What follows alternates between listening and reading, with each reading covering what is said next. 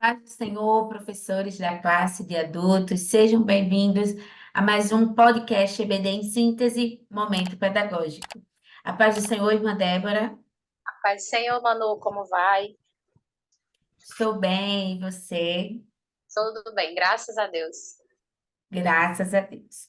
E hoje, professores, estamos aqui na nossa penúltima aula, a aula de número 12, que tem por título A Bendita Esperança, a marca do cristão.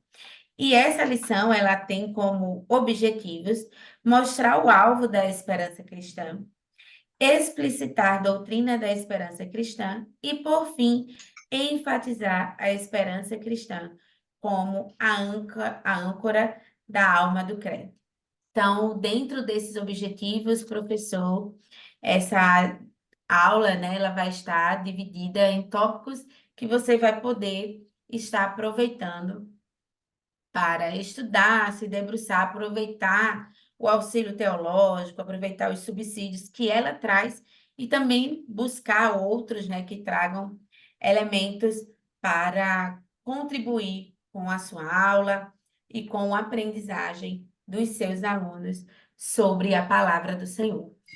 E, né, aqui já para começar com a dica, a gente sempre traz, né, a tempestade de ideias ou o acróstico com a palavra-chave. Então, detenha-se a palavra-chave. É algo que nós precisamos, estamos saindo de uma lição que falava, né, sobre o inferno, e agora a gente vai falar sobre a esperança do cristão, que é algo, né, que nós precisamos diariamente, né, estar ali nos relembrando, nos apegando a esta esperança. E isso só é possível conforme a gente vai se relacionando cada dia mais com o Senhor, né? Então, professor, esperamos trazer aqui algumas dicas que você pode estar aproveitando para planejar e organizar a sua aula. Irmã Débora, qual a dica que você traz para a gente nesta lição?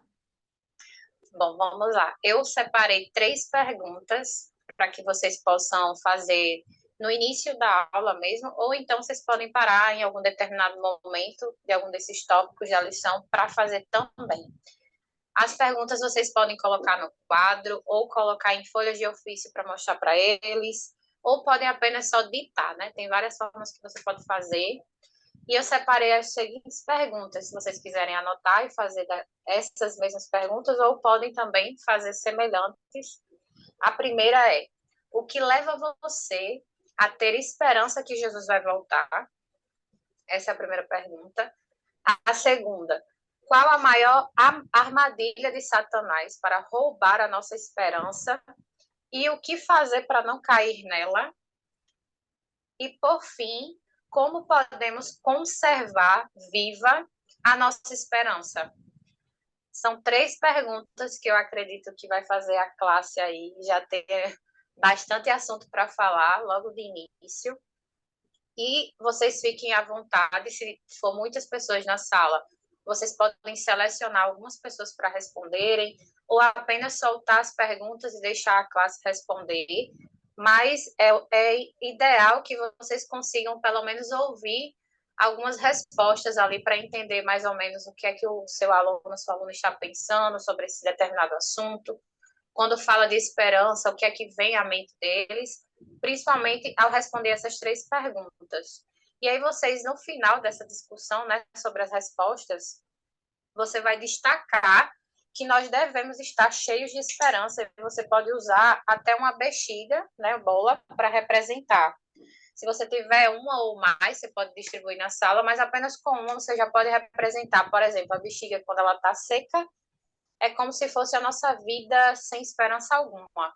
Após que a gente enche, que a bola, né, fica cheia, que ela até voa, se você soltar, representa a vida do cristão, de fato, que ela deve estar viva e cheia de esperança. Então, destaque isso com eles, né, use essa dinâmica da bola, ou então fica só nas perguntas e na reflexão, mas que a gente termine esse assunto dessas perguntas, deixando bem claro que a nossa esperança ela deve estar viva hoje. Ela deve sempre estar viva. Então, que a gente não venha deixar a nossa esperança murchar, como a bola fica quando está seca, mas que ela sempre esteja viva, mesmo diante das dificuldades, dos problemas, das situações que vão acontecer diariamente, mas que a gente tenha um alvo, que a gente tenha esperança, e a nossa esperança é o céu, nossa esperança é a vinda de Cristo, e é isso que nós devemos estar sempre ligados, conectados e de nenhuma forma desapercebidos, né? Então, usem da melhor forma como vocês desejarem essas perguntas. Se não der para fazer as três, faz duas. Ou vocês podem reformular e, como informei, eu citar pessoas apenas para responder se for muita gente. Mas é importante ouvir o que os alunos têm a dizer a respeito desse tema, que é muito importante, maravilhoso, inclusive. E é essa a dica. Exatamente, né? Dica maravilhosa, então, essa do balão, né? Fantástica, é bem representativa. E aqui, para finalizar esse momento, trago também como dinâmica aquela que todo mundo já conhece, ou já vivenciou em algum momento, que é você entregar uma folha para cada participante e aí ir perguntando, né? Quais as marcas, como cristão, você tem vivenciado, né, para chegar aí até o seu alvo, até o céu, para manter viva essa esperança. E aí eles vão poder escrever nesse papel, tá? Então eles vão escrever aí quais são as marcas que deixou, né, assim, em sua vida, sejam elas de marcas de aprendizado, de que a gente sabe que o sofrimento ele é pedagógico, né, que o deserto, as aflições, aquilo que a gente vai passando, o Senhor vai moldando o nosso caráter conforme a sua vontade. Então, dentro dessa escrita, conforme pode ser uma frase, pode ser palavras ali, né? E aí, após ele escrever, então, pensando nisso, né? Vocês vão pegar esse papel, olhando, observando ele, e vão balançar, né? Quando vocês balançarem o papel, vão ver que ele vai fazer ali barulho, tudo.